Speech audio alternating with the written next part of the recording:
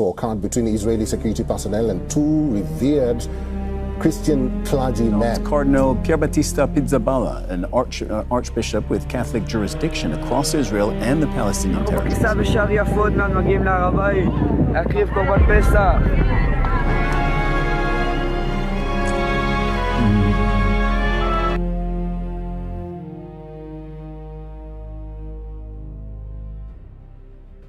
¿Desde cuándo una serie de señales deja de ser coincidencia y empieza a convertirse en advertencia? Algo está ocurriendo en Jerusalén que no encaja por completo en ninguna explicación simple. No es un solo evento, no es una sola noticia, es una acumulación. Todo comenzó a llamar la atención cuando un alto clérigo católico fue detenido a las puertas de uno de los lugares más sagrados del cristianismo, precisamente en uno de los momentos litúrgicos más importantes del año. Y después de eso, otros hechos comenzaron a sumarse. Eventos que vistos por separado sorprenden, pero vistos juntos forman algo mucho más inquietante. Porque Jerusalén nunca ha sido una ciudad cualquiera. Es el punto donde historia, fe y profecía se cruzan una y otra vez. Y cuando múltiples señales aparecen al mismo tiempo en ese lugar, muchos comienzan a mirar más allá de lo político y lo inmediato. En este estudio vas a descubrir qué está ocurriendo realmente, por qué tantos están prestando atención, y cómo todo esto podría estar conectando con algo mayor. Quédate hasta el final, porque cuando Jerusalén se mueve, el mundo entero termina sintiéndolo. El cardenal Pierbattista Pizzaballa, arzobispo con jurisdicción católica sobre Israel y los territorios palestinos, fue detenido mientras se dirigía a celebrar las oraciones del Domingo de Ramos en la iglesia del Santo Sepulcro. Incluso sin una procesión pública, sin multitudes que gestionar, sin circunstancias que parecieran justificar la medida, se le impidió la entrada. Esta no era una persona cualquiera siendo sometida a una verificación de seguridad rutinaria. Era uno de los clérigos más senior del catolicismo en la región, con la autoridad más alta en el territorio, siendo bloqueado a las puertas del lugar que la tradición cristiana considera el sitio de la sepultura y resurrección de Cristo. Las autoridades explicaron el movimiento como una precaución de seguridad vinculada a la inestabilidad en curso en la región.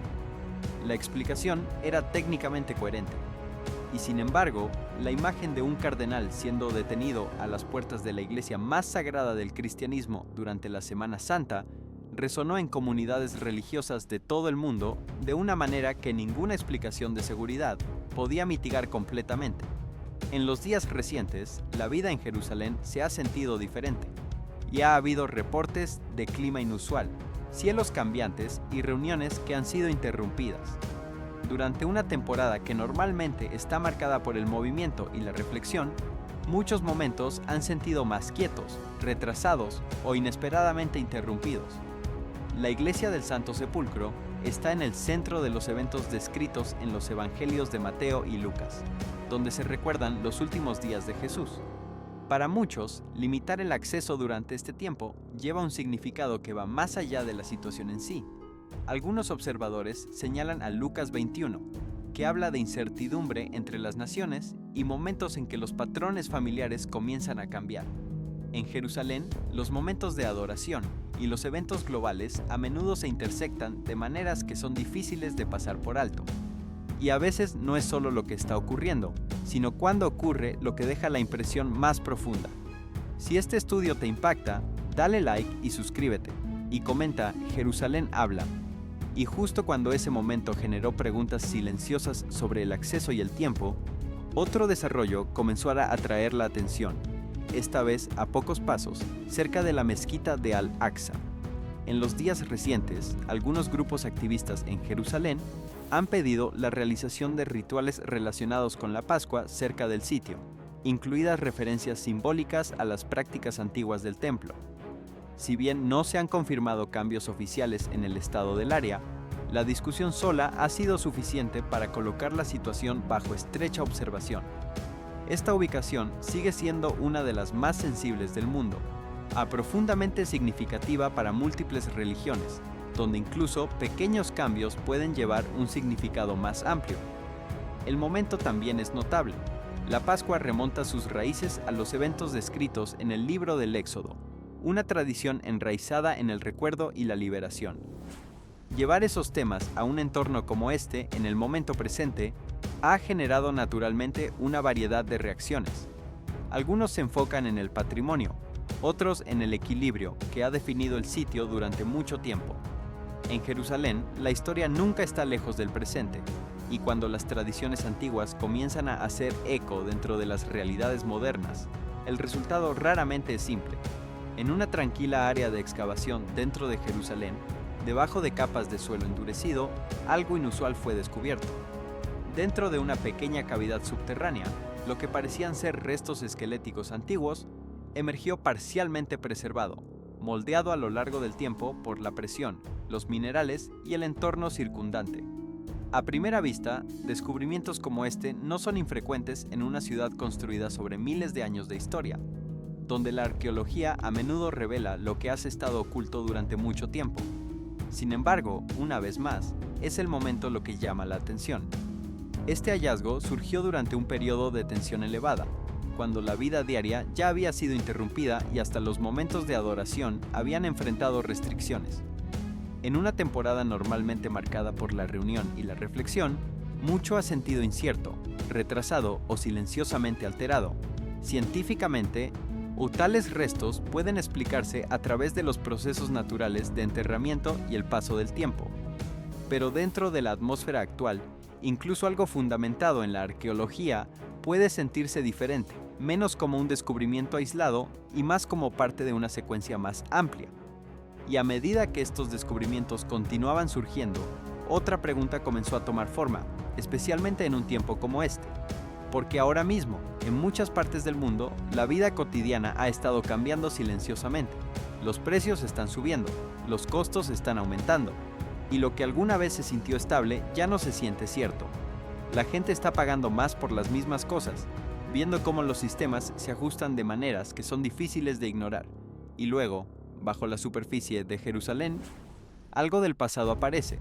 Una antigua colección de monedas y artefactos preservados a través del tiempo, ahora descubiertos en un momento en que el propio valor del dinero está siendo cuestionado. Algunos han sugerido una posible conexión con periodos históricos tempranos, a menudo asociados con figuras como el rey Salomón, aunque no se ha realizado ninguna confirmación oficial. Desde una perspectiva científica y arqueológica, esto es parte de la exploración en curso.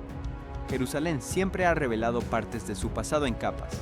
Las monedas en particular a menudo reflejan sistemas de comercio, poder y estabilidad de otra era, pero el contraste es difícil de pasar por alto. En un momento en que las economías modernas se sienten inciertas, algo que una vez se usó como medida de valor resurge de siglos atrás. No de manera llamativa, no dramáticamente, solo lo suficiente para ser notado. Y a veces, en una ciudad donde la historia y el presente se encuentran constantemente, incluso algo tan simple como una moneda antigua puede plantear una pregunta que persiste más tiempo de lo esperado. Y justo cuando parecía que las señales se estaban desplegando en el suelo y debajo de él, la atención se volvió silenciosamente hacia arriba una vez más. Esta vez hacia algo que apareció solo por un momento, pero dejó una impresión duradera. En reportes recientes, algunos observadores describieron ver una formación de luz similar a una cruz que apareció brevemente en el cielo sobre Jerusalén. No duró mucho, no hubo sonido, no hubo un cambio repentino en la atmósfera, solo una forma visible por un corto tiempo antes de desvanecerse de nuevo en las nubes. Para quienes la presenciaron, la imagen se sintió inusualmente clara, estructurada de una manera que se destacó contra el cielo cambiante. Desde una perspectiva científica, tales formaciones a menudo pueden explicarse a través de la refracción de la luz. Cuando la luz solar pasa a través de capas de nubes o partículas atmosféricas en ciertos ángulos, puede crear patrones que se parecen a formas familiares. Estos efectos ópticos no son infrecuentes, especialmente en condiciones donde la luz y la humedad interactúan de maneras complejas. Y sin embargo, como en muchos momentos como este, la explicación no siempre disminuye el impacto. Porque lo que la gente vio no fue solo luz, sino una forma que muchos reconocieron de inmediato. Y cuando un símbolo familiar aparece, aunque sea brevemente, tiende a quedarse en la mente más tiempo del esperado, pues en varias áreas alrededor de Jerusalén se reportaron granizadas repentinas, un evento inusual para una región que normalmente no es conocida por ese tipo de clima. El hielo comenzó a caer sobre las antiguas superficies de piedra, golpeando tejados y caminos, interrumpiendo brevemente el ritmo constante de la vida diaria. Lo que comenzó como un momento tranquilo se convirtió rápidamente en algo que atrajo la atención de quienes estaban cerca, aunque solo fuera por su rareza. Los expertos en meteorología señalan las condiciones atmosféricas cambiantes como la causa. Cuando las capas de temperatura cambian y la humedad sube inesperadamente, el granizo puede formarse incluso en lugares donde no se ve comúnmente. La explicación es clara desde el punto de vista científico, y sin embargo, como con los momentos anteriores, el impacto va más allá de la explicación. En una ciudad donde el clima suele ser predecible, algo raro se destaca de inmediato. No solo interrumpe el movimiento, sino también la expectativa. Algunos han reflexionado silenciosamente sobre las imágenes del libro del Éxodo, donde el granizo aparece como parte de una narrativa más amplia. Las interpretaciones siguen siendo personales, pero cuando un evento raro se desarrolla en un lugar ya lleno de historia y significado, tiende a persistir en la mente más tiempo del esperado. Y justo cuando el cielo se había transformado y el clima había seguido, el siguiente momento no llegó a través de la vista, sino a través del sonido. Sutil al principio, pero difícil de ignorar. En ciertas áreas alrededor de Jerusalén, los residentes reportaron escuchar tonos bajos y distantes durante la noche. Los sonidos no eran fuertes, no eran constantes, pero sí lo suficientemente distintos como para ser notados. Algunos los describieron como metálicos, casi resonantes, mientras que otros los compararon con algo parecido a una trompeta distante llevada por el aire. Desde una perspectiva científica, existen posibles explicaciones. Los cambios en la presión atmosférica, combinados con la forma en que el sonido viaja a través de estructuras urbanas densas, pueden a veces crear efectos acústicos inusuales. En ciudades con arquitectura de piedra y estrechos corredores, el sonido puede reflejarse y extenderse de maneras que lo hacen parecer desconocido o incluso direccional cuando no lo es. Y sin embargo, como con los momentos anteriores, la experiencia en sí misma dejó una impresión. Estos sonidos fueron breves, pero interrumpieron la quietud de la noche de una manera que se sintió fuera de lugar. Y en primera a los Corintios, la idea de una trompeta se menciona simbólicamente. Las interpretaciones varían, pero cuando un sonido lleva un tono familiar, aunque sea brevemente, puede resonar más allá del momento en sí. Y justo cuando la noche había llevado sonidos desconocidos, el cielo mismo pareció responder una vez más. Esta vez no con luz ni tormenta, sino con un movimiento que se sentía estructurado, casi deliberado. En partes de Jerusalén se observó brevemente una formación de nubes verticales y en espiral que se elevaba hacia el cielo. Los testigos la describieron como una columna, bien definida e inusualmente precisa, en comparación con las nubes circundantes. No se extendió ni se fue a la deriva como las formaciones típicas. En cambio, mantuvo su estructura por un breve momento. Luego se desvaneció lentamente de vuelta a la atmósfera. Desde el punto de vista meteorológico, tales formaciones pueden estar relacionadas con patrones de viento localizados o vórtices de polvo. Cuando las corrientes de aire cambian de repente, pueden empujar las partículas hacia arriba, creando una columna giratoria estrecha que parece más sólida de lo que realmente es. Estos eventos son raros pero no imposibles, y sin embargo, como con los eventos anteriores, la impresión visual se destacó porque lo que apareció no era solo movimiento, sino una forma que muchos pudieron reconocer claramente. Algunos han reflexionado sobre las imágenes del libro del Éxodo, donde una columna se describe como una presencia guiadora. Estas conexiones siguen siendo interpretativas. Sin embargo, cuando una forma como esta aparece, breve, definida y luego desaparece, tiende a dejar una impresión duradera, porque a veces no es la duración de lo que se ve, sino la claridad de su forma lo que hace difícil olvidarlo. En todos estos momentos, nada llega de una vez. Se despliega silenciosamente, un detalle a la vez, hasta que el patrón comienza a tomar forma. Una entrada restringida, una conversación en torno a rituales antiguos, algo descubierto debajo del suelo, una breve luz en el cielo, hielo cayendo donde rara vez lo hace, sonidos que interrumpen la noche, una columna que se eleva y luego desaparece. Cada momento por sí solo puede explicarse. El clima cambia, la presión se acumula, la historia resurge, la luz se dobla, el sonido viaja. Nada inusual hasta que comienzan a aparecer más cerca unos de otros, dentro de la misma ventana de tiempo, en el mismo lugar. Y más allá de estos cambios visibles, algo más ha estado cambiando también. La vida diaria se siente menos predecible. Los costos suben, las rutinas se ajustan. Lo que alguna vez se sintió estable, ahora se mueve lentamente pero notablemente en una dirección diferente. No dramáticamente, pero suficiente para que la gente se pause y lo note. En una ciudad como Jerusalén, donde cada capa contiene historia, el tiempo lleva peso. Lo que ocurre aquí raramente se siente aislado. Hace eco a través de la memoria, de la fe, de las preguntas que la gente comienza a hacer. Y justo cuando las señales parecían estar acumulándose tanto en el suelo como en el cielo, otro evento llegó que cambió el carácter de toda la secuencia. No comenzó con suelo tembloroso ni con daño visible. Comenzó con un sonido, un tono metálico agudo que resonó brevemente cerca de secciones de mampostería antigua, lo suficientemente claro para ser notado, lo suficientemente corto para desafiar la captura al principio. Los testigos lo describieron como parecido a una trompeta, no musical, no mecánico, sino resonante, como si la piedra misma respondiera bajo presión. El sonido no se repitió a demanda. Apareció, desapareció y dejó atrás malestar en lugar de evidencia. Lo que hizo que los reportes fueran difíciles de desestimar fue lo que los investigadores no encontraron. No hubo contacto mecánico, ni perforación, ni maquinaria cercana, ni actividad de construcción. Los sensores de vibración colocados en el área detectaron un breve movimiento localizado dentro de la propia piedra, pero sin ninguna fuente externa identificable. Las lecturas no se propagaron hacia afuera como normalmente lo hacen las ondas sísmicas. Aparecieron confinadas, contenidas y selectivas.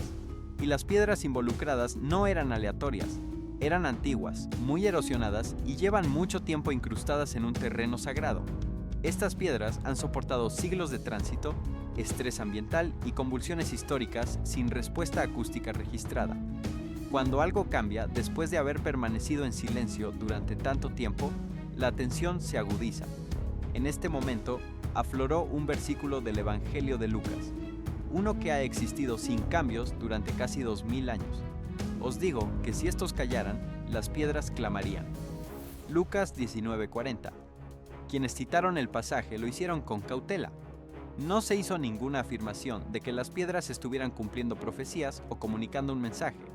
No, el versículo fue citado por su lenguaje, no como una declaración, sino como un recordatorio de que las escrituras desde hace mucho tiempo han usado la propia creación como testigo.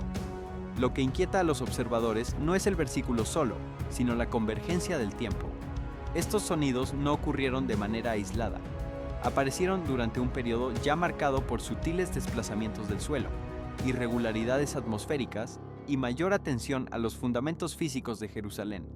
Y fue dentro de ese mismo periodo que múltiples incendios fueron detectados en iglesias dentro de la ciudad antigua, sitios separados dispersos en una de las áreas más históricas y espiritualmente significativas del mundo. No fue un solo incidente que se extendía hacia afuera, fueron varios que comenzaron casi al mismo tiempo. Los respondedores de emergencia se movieron rápidamente. Los estrechos caminos de piedra, la arquitectura antigua y los entornos densamente construidos dificultaron el acceso. Pero los incendios fueron contenidos antes de que pudieran escalar en algo mucho más serio. Una sola llama puede explicarse.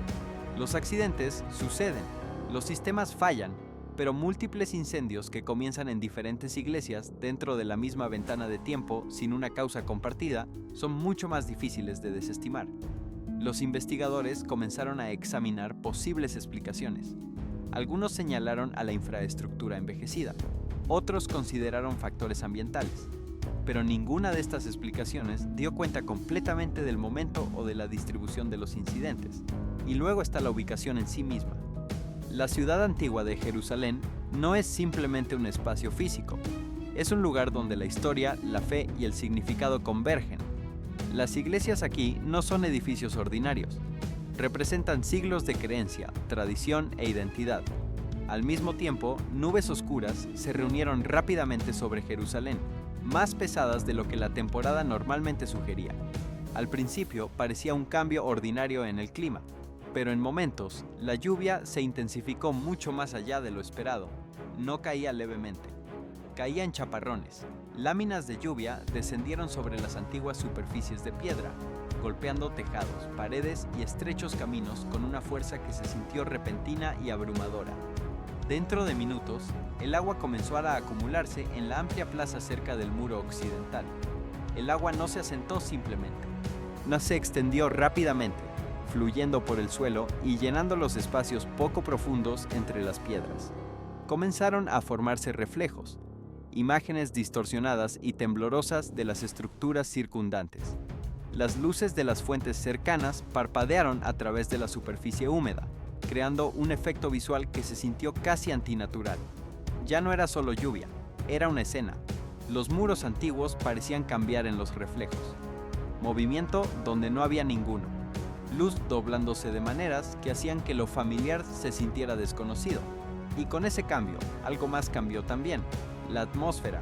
Sin previo aviso, sin ningún movimiento que lo anunciara, sin el menor rumor que lo precediera, la oscuridad sobre el monte del templo fue interrumpida por un destello de luz blanca. No fue el arco gradual del relámpago, ni la estela temblorosa de un meteoro. Fue un pulso definido, concentrado, como si alguien hubiera encendido una linterna gigante apuntada directamente hacia ese punto del cielo, y luego la hubiera apagado en un solo instante. Quienes lo vieron describieron la misma experiencia con palabras distintas. Una presencia súbita que irrumpió y desapareció antes de que la mente pudiera registrarla por completo. No hubo sonido, no hubo calor, no hubo rastro que permaneciera una vez que la oscuridad volvió a sellarse sobre la explanada. Lo que transformó ese destello en algo más difícil de ignorar fue lo que ocurrió durante esa fracción de segundo de luz. Varios testigos, ubicados en distintas posiciones alrededor del área, reportaron haber visto figuras luminosas en el espacio aéreo sobre el monte del templo. No eran sombras vagas ni interpretaciones forzadas de nubes mal iluminadas. Los testimonios coincidían en sus detalles esenciales: formas verticales con estructuras que evocaban alas extendidas, moviéndose de manera fluida y coordinada dentro del brillo. El movimiento no era el de ninguna aeronave conocida. No había vibración mecánica, no había haz de propulsión, no había el tipo de trayectoria rígida que distingue a las máquinas de los seres vivos. Era suave, era silencioso, era deliberado. Las figuras no estaban simplemente suspendidas, parecían desplazarse con intención, como si tuvieran un destino aunque nadie pudiera decir cuál era. La duración de la aparición fue extremadamente breve. El destello duró segundos. Las figuras desaparecieron junto con él. No hay grabaciones verificadas que capturen los detalles con suficiente resolución para establecer conclusiones definitivas. Ningún radar detectó movimiento aéreo en la zona durante ese periodo. Ningún sensor registró una fuente de calor o emisión electromagnética que explique el origen de la luz. Lo que quedó fueron los relatos humanos, docenas de voces independientes describiendo la misma escena desde ángulos diferentes. Y esa coherencia, esa repetición de los mismos elementos centrales en testimonios que no se coordinaron entre sí, es lo que hace que el evento sea difícil de simplemente archivar como ilusión colectiva. Desde una perspectiva científica, la explicación más accesible involucra la percepción visual bajo condiciones de luz repentina. El cerebro humano tiene una tendencia bien documentada a construir formas reconocibles, rostros, figuras, estructuras aladas, cuando se expone a destellos intensos o a contrastes bruscos entre oscuridad y luminosidad. El efecto se amplifica cuando existe una expectativa cultural previa, cuando las personas ya están predispuestas por el entorno o por sus creencias a interpretar lo inusual como algo significativo. La ciencia ofrece esto como herramienta de análisis, no como veredicto, porque incluso cuando se aplica ese marco, la consistencia entre los testimonios plantea preguntas que el modelo no resuelve del todo. Los testigos no describieron lo mismo porque se influenciaron mutuamente. En muchos casos, compararon sus relatos horas después del evento, y aún así los elementos centrales coincidían. En el contexto bíblico, la relación entre ángeles, luz y el monte del templo tiene una profundidad histórica considerable. Los ángeles en las escrituras no son figuras decorativas ni símbolos abstractos. Son mensajeros, guardianes, agentes de acción. El libro de Hebreos los describe con una directness que no deja margen a la vaguedad. ¿No son todos espíritus ministradores, enviados para servicio a favor de los que serán herederos de la salvación? Hebreos 1:14. Esta descripción no los ancla a un tiempo pasado, los coloca en función activa, en movimiento, en servicio continuo. Y cuando testigos en Jerusalén describen figuras aladas moviéndose en silencio sobre el lugar más cargado de la historia en la ciudad, la resonancia con ese texto no es fácil de desechar. Las interpretaciones permanecen abiertas, pero la imagen es poderosa y el lugar donde apareció no es neutral. Mientras la atención del mundo seguía puesta en el cielo, el suelo de Jerusalén comenzó a hablar por su cuenta. En el Monte de los Olivos, esa colina que durante siglos ha acumulado capas de historia, fe y expectativa, empezaron a aparecer grietas. Al principio eran líneas sutiles, casi invisibles bajo el polvo seco, fáciles de atribuir al movimiento natural del terreno. Pero a medida que las horas pasaban, algunas de esas líneas se abrían con mayor amplitud, separándose con una precisión que no correspondía al patrón aleatorio de un deslizamiento de tierras convencional. No hubo temblores registrados. No se dispararon alarmas sísmicas. El suelo se abrió sin sacudirse, como si algo por debajo estuviera empujando hacia arriba con deliberada suavidad, eligiendo sus propios bordes, trazando sus propios caminos. Lo que emergió debajo de esa tierra removida cambió el carácter de los reportes de inmediato. Cámaras funerarias, tumbas rectangulares talladas directamente en la roca de la colina, con una técnica que hablaba de planificación cuidadosa y no de improvisación. Algunas entradas estaban parcialmente selladas con losas antiguas, colocadas con la intención de mantenerse cerradas. Otras revelaban aberturas estrechas que descendían hacia espacios interiores oscuros. La piedra alrededor de cada cámara mostraba marcas de cincel que solo el tiempo puede producir, suaves, desgastadas, consumidas por siglos de presión ambiental. No eran tumbas de emergencia ni sepulturas modestas. La arquitectura sugería importancia, identidad, un nivel de consideración hacia los que allí descansaban que trasciende la función básica del entierro. Lo que más capturó la atención de los investigadores que llegaron al lugar fueron las inscripciones. A lo largo de las superficies externas de algunas cámaras, grabadas en la piedra con un cuidado evidente, había líneas de escritura antigua. El desgaste era considerable, pero no total. Algunas letras permanecían legibles para quienes conocen los sistemas de escritura hebreos arcaicos. Otras se habían perdido a medias en el tiempo, reducidas a trazos fragmentados que podían interpretarse de múltiples maneras. Lo que sí era inconfundible era la intención. Alguien había querido que esos nombres o esos mensajes permanecieran. Habían querido que el tiempo no borrara completamente lo que esas piedras tenían que decir. Y ahora, después de generaciones de silencio y ocultamiento, el suelo había elegido ese momento para devolverlos a la vista. Dentro de varias de las cámaras expuestas, los investigadores también encontraron fragmentos de cerámica, vasijas de arcilla moldeadas a mano, algunas aún intactas, otras agrietadas pero reconocibles. Su presencia junto a los espacios funerarios no era casual. En las tradiciones de entierro de la región, los objetos colocados junto a los difuntos tenían significado funcional o simbólico. Su estado de conservación, deteriorado pero existente, hablaba de la estabilidad del entorno durante siglos. Y junto a la cerámica, fragmentos de ornamentación, anillos de metal, piezas decorativas pequeñas, restos de elementos que en su época habrían brillado, ahora oxidados y cubiertos de tierra compacta, pero aún presentes, aún testimoniando que quienes fueron enterrados allí no fueron olvidados en su momento, fueron despedidos con cuidado, con respeto, con la voluntad de dejar algo tangible que marcara su paso por el mundo. Lo que resultó más difícil de explicar no fue el contenido de las tumbas, sino la forma en que aparecieron. Las grietas en el suelo no se expandieron caóticamente, no dispersaron detritos, no destrozaron las estructuras que revelaron. Siguieron líneas que trazaban exactamente los bordes de lo que estaba enterrado, como si la tierra conociera la geometría de lo que guardaba y estuviera eligiendo mostrarla con cuidado. Los caminos cercanos permanecieron intactos.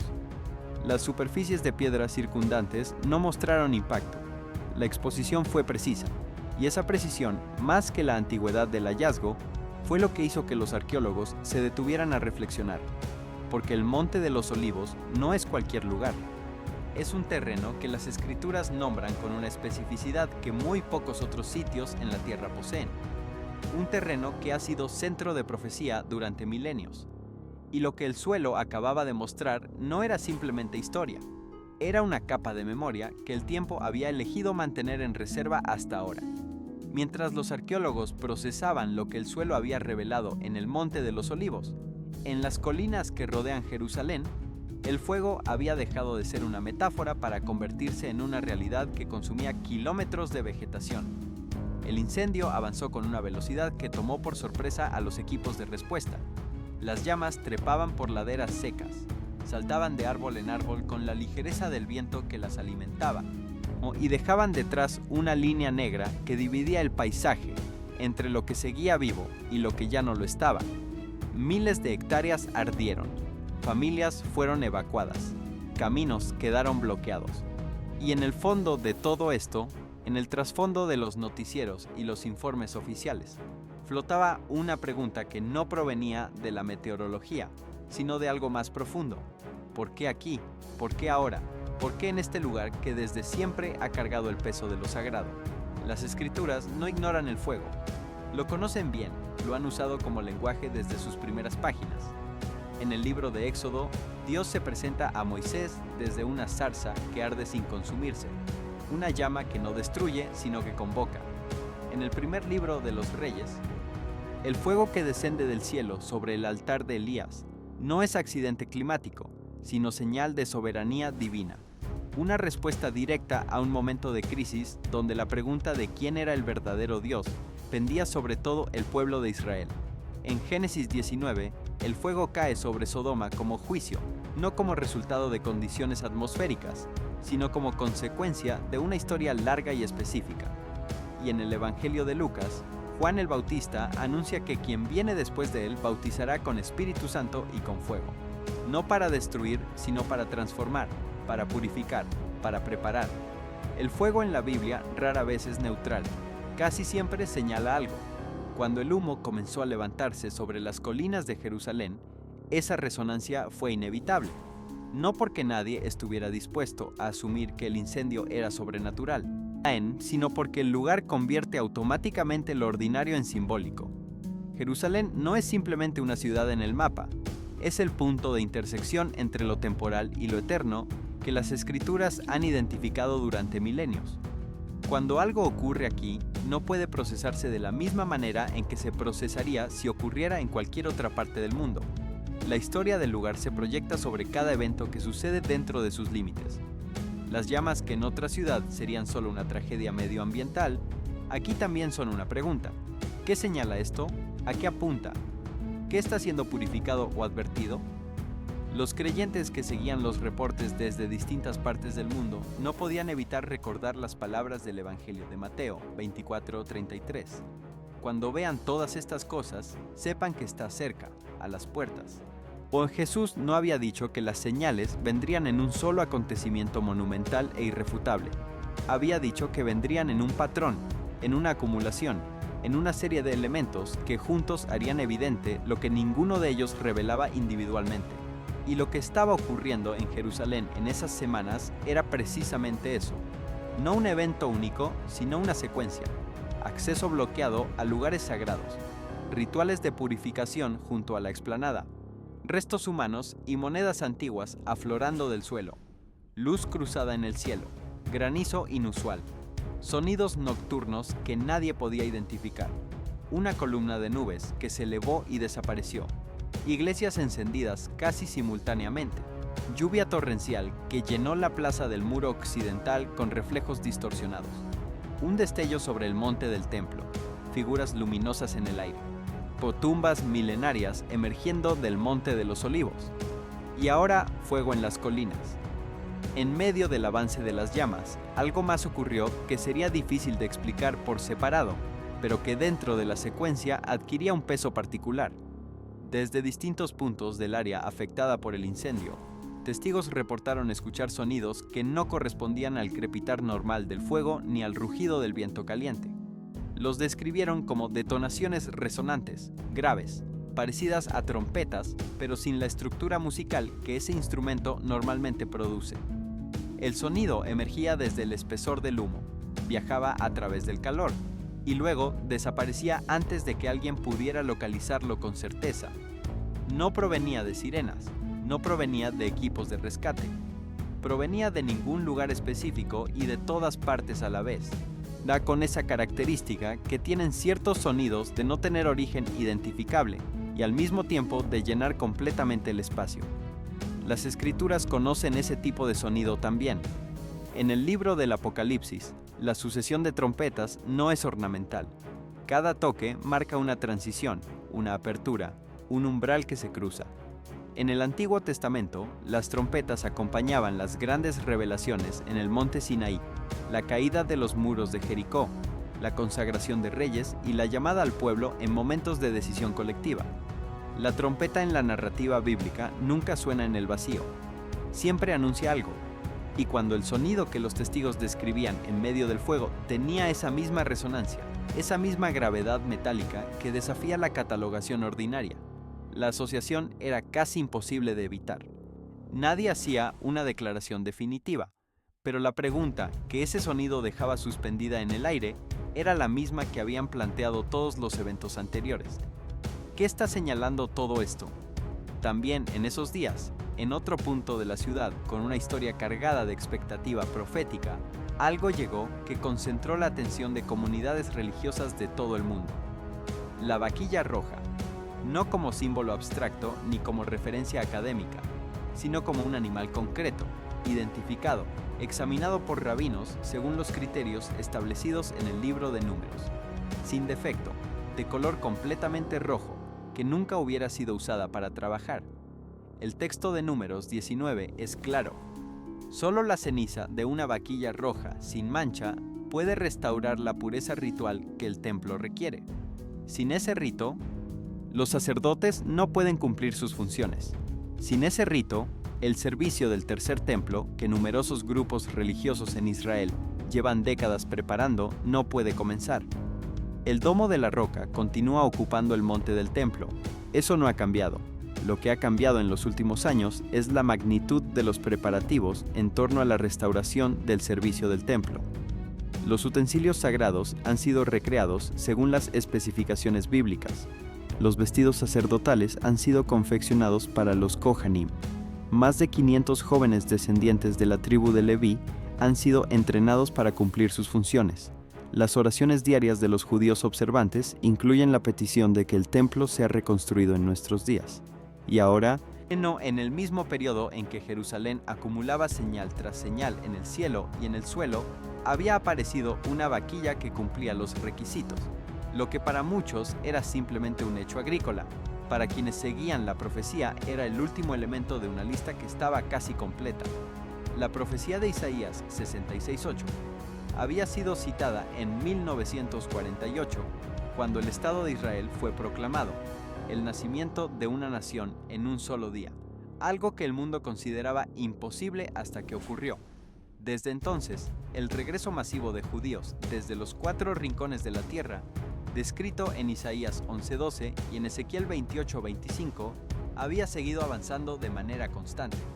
Cada pieza colocada en su lugar parecía acercar algo que generaciones anteriores solo habían podido imaginar. Y la aparición de la vaquilla roja en el momento preciso en que todo lo demás también convergía, no pasó desapercibida para nadie que conociera el texto. No era un acontecimiento aislado.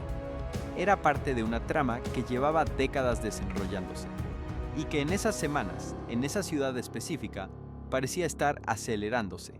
Hay un evento que se repite cada año en el corazón de Jerusalén, y que después de más de 12 siglos, sigue sin encontrar una explicación que lo contenga por completo.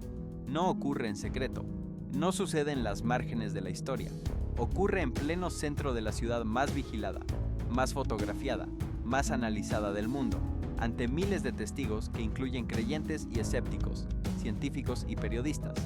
o peregrinos que viajan desde los rincones más remotos del planeta y curiosos que llegan simplemente porque saben que algo imposible está a punto de ocurrir. Se llama el Fuego Santo, y desde el siglo IX, una llama aparece dentro del sepulcro sellado que se cree contiene el cuerpo de Jesucristo, sin que nadie la encienda, sin fuente visible, sin antorcha, sin encendedor, sin ninguno de los medios que los seres humanos usamos para producir fuego. El protocolo que rodea el evento fue diseñado precisamente para eliminar la posibilidad del engaño. Las autoridades israelíes sellan la edícula, la pequeña capilla que cubre el sepulcro, con cera. El patriarca ortodoxo que entra a la cámara es sometido a una inspección rigurosa antes de hacerlo, revisado para confirmar que no lleva nada que pueda producir una llama. Luego la iglesia entera se sumerge en oscuridad. El silencio se asienta sobre la multitud. La tensión es visible en los rostros, en los cuerpos inmóviles, en la respiración contenida de miles de personas que esperan algo que la física no debería permitir. Y entonces ocurre. Una llama azul-blanca brota del interior del sepulcro sellado. Los sacerdotes salen con velas ya encendidas. La luz se propaga de mano en mano por toda la iglesia en segundos. Los gritos en docenas de idiomas llenan el espacio. Cristo ha resucitado. Algunos caen de rodillas. Otros lloran sin poder detenerse. La atmósfera cambia de manera que los presentes describen como algo que no encuentran palabras para reproducir exactamente.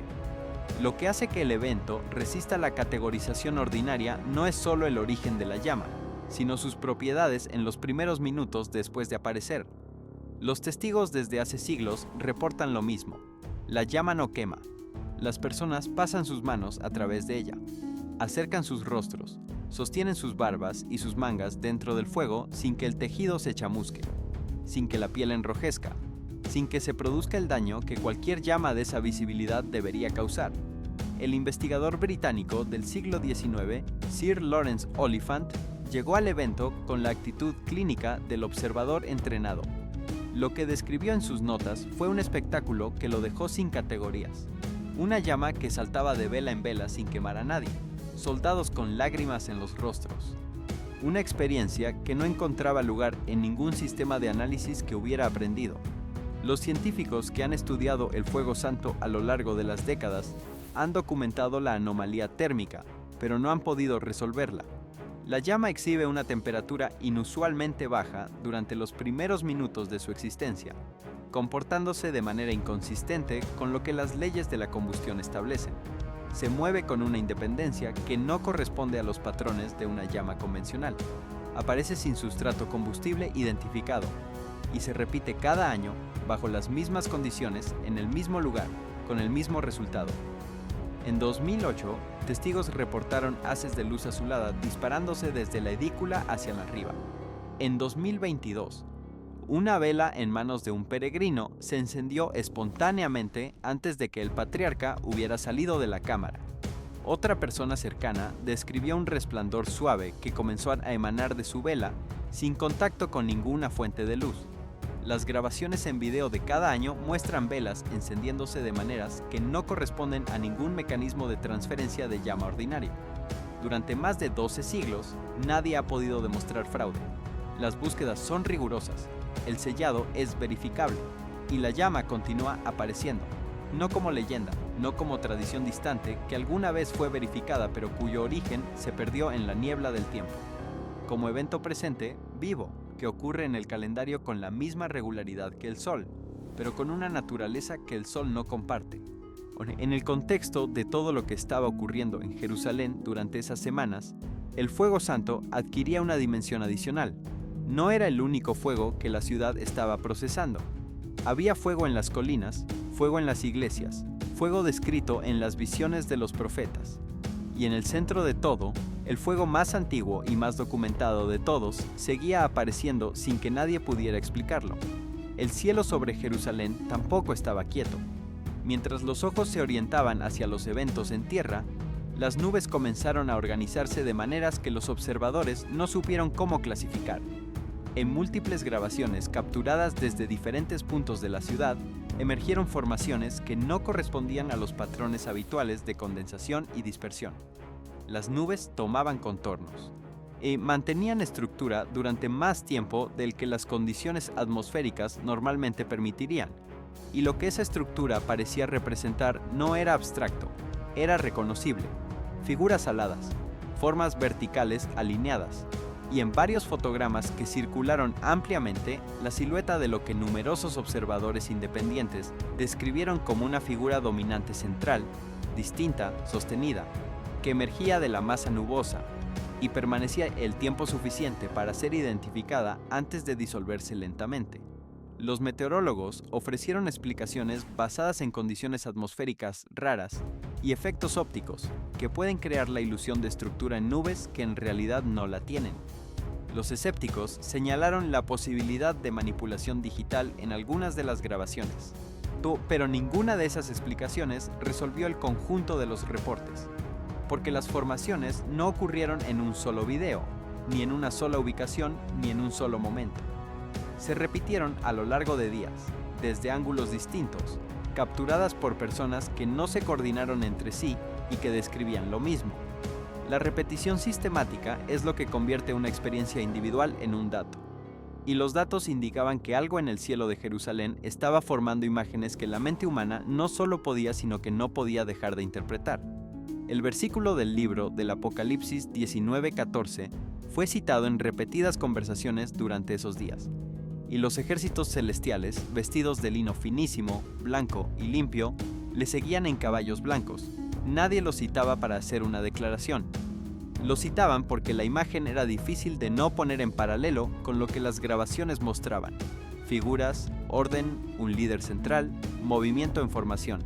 La semejanza no era una prueba, era una imagen, pero en una ciudad donde la imagen y la historia siempre han estado entrelazadas, la imagen tenía peso propio. Debajo de todo lo que ocurría sobre la tierra y en el cielo, la tecnología comenzaba a revelar lo que estaba oculto bajo el suelo. Investigadores utilizando radar de penetración terrestre combinado con análisis de inteligencia artificial identificaron una cámara rectangular debajo del Monte de los Olivos. La geometría de la estructura era lo primero que llamaba la atención, simétrica, equilibrada, con dimensiones que no correspondían a ninguna cavidad natural conocida en esa área. Las cavidades naturales no forman esquinas. No presentan proporciones regulares. No exhiben la uniformidad de dimensiones que los instrumentos detectaron en esta cámara. La forma hablaba de diseño, hablaba de intención, hablaba de alguien que había elegido ese lugar específico para construir algo específico. Lo que elevó el nivel de interés de la comunidad científica y religiosa fue la orientación de la cámara. El análisis de los datos mostró que la estructura estaba alineada directamente hacia la Puerta Dorada, en el muro oriental de Jerusalén. No aproximadamente alineada, no coincidentemente próxima, alineada con exactitud geométrica, siguiendo un eje que conectaba la cámara subterránea con la puerta que lleva siglos sellada. Esa puerta, que algunas tradiciones proféticas asocian con el regreso del Mesías, o no estaba en esa alineación por accidente si la cámara fue construida deliberadamente. Y la cámara, según todos los análisis disponibles, fue construida deliberadamente. No existe en los registros arqueológicos ninguna estructura conocida debajo del Monte de los Olivos que coincida con esta configuración. No es una tumba conocida, no es un canal de agua, no es una galería defensiva. Su función permanece sin identificar. Los datos de escaneo detectaron también algo más. Patrones en las paredes interiores de la cámara, consistentes con escritura antigua en hebreo. Las inscripciones fueron identificadas a través de la detección remota. No ha habido excavación. No se ha accedido físicamente al espacio. El texto no ha podido ser leído, fechado ni atribuido. Su existencia dentro de una cámara no documentada, orientada hacia la puerta más simbólicamente cargada de la ciudad, debajo de la colina más nombrada en la profecía bíblica, creó una convergencia que los investigadores más cautelosos reconocieron no podían simplemente ignorar. La cámara permanece sellada. Las autoridades no han emitido declaraciones confirmando ni negando su significado. El silencio oficial en Jerusalén tiene una historia propia de amplificar lo que no explica, mientras los investigadores continuaban procesando los datos del radar, y la cámara subterránea permanecía sellada sin explicación oficial. Otro evento ocurrió que devolvió la atención a la piedra misma de Jerusalén. No comenzó con movimiento visible del suelo. No comenzó con una señal del cielo. Comenzó con sonido, un tono metálico agudo, breve, que resonó cerca de secciones de mampostería antigua en la ciudad. Los testigos que lo escucharon lo describieron con la misma dificultad. Sonaba como una trompeta, pero no musical. No era el tipo de sonido que produce un instrumento en manos de un músico. Era el tipo de sonido que produce una cuerda de acero cuando algo la tensiona hasta su límite. Resonante, confinado, imposible de localizar con precisión porque parecía emanar de la piedra en sí misma. Los investigadores que llegaron al área no encontraron lo que normalmente encuentran cuando se investiga un sonido. No había maquinaria, no había perforación activa, no había actividad de construcción en los alrededores, no había ningún tipo de contacto mecánico que pudiera haber generado la vibración. Los sensores de vibración colocados en el área registraron algo más desconcertante. Detectaron un movimiento breve y localizado dentro de la piedra misma, pero sin ninguna fuente externa identificable. Las ondas no se propagaron hacia afuera, como lo hacen normalmente las ondas sísmicas, expandiéndose en todas direcciones desde un punto de origen. Aparecieron contenidas, selectivas, como si algo en el interior de la roca hubiera respondido por iniciativa propia sin haber recibido ningún impulso desde fuera. Los especialistas en acústica que revisaron los datos confirmaron que la piedra puede resonar bajo ciertas condiciones de presión interna, pero también señalaron que ese tipo de resonancia requiere un detonante, un cambio de presión sostenido, una vibración mecánica externa, una variación de temperatura significativa, o ninguna de esas condiciones fue detectada. Los tonos no fueron continuos, no respondieron a cambios ambientales, aparecieron abruptamente y cesaron, dejando en los instrumentos una firma acústica incompleta que no encajaba en ningún patrón conocido, y lo que convertía el evento en algo que excedía la curiosidad científica era la historia de las piedras involucradas. No eran materiales de construcción reciente, eran bloques milenarios, profundamente erosionados, que habían soportado siglos de tráfico humano, de estrés ambiental, de convulsiones históricas, sin haber producido nunca una respuesta acústica registrada.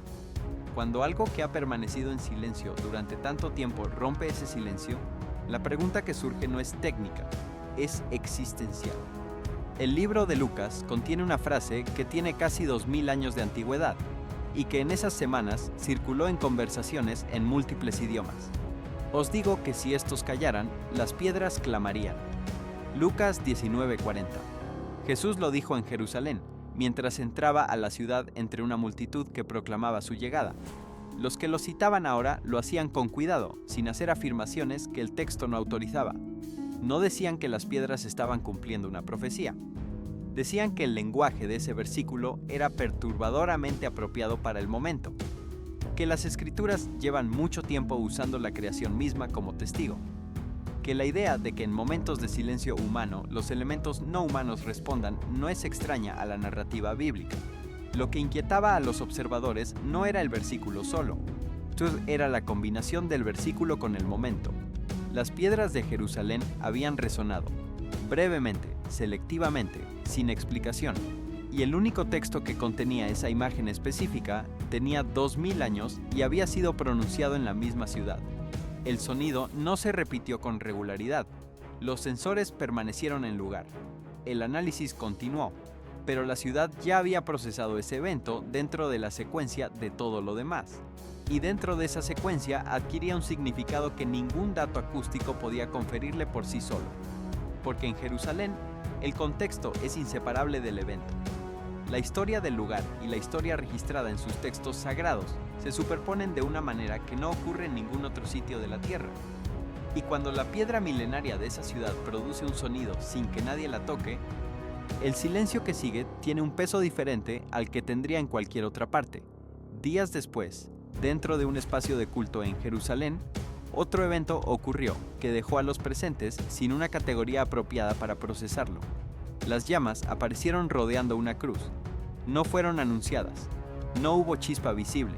No hubo humo que precediera a las llamas. No hubo el olor característico del material que se quema cuando el fuego lo consume. Las llamas simplemente estaban allí, visibles, definidas, rodeando la cruz con una presencia que los testigos describieron como inequívoca. Y luego, algo que ninguna física ordinaria explica: la cruz no ardía, no se chamuscaba, no mostraba ninguna señal de haber sido sometida al calor. La madera o el metal, dependiendo de qué parte de la estructura, permanecían intactos. El ambiente circundante no registraba cambios de temperatura. Los sensores de calidad del aire no detectaron partículas de humo. Los escaneos térmicos, realizados poco después, no mostraron calor residual en ninguna superficie.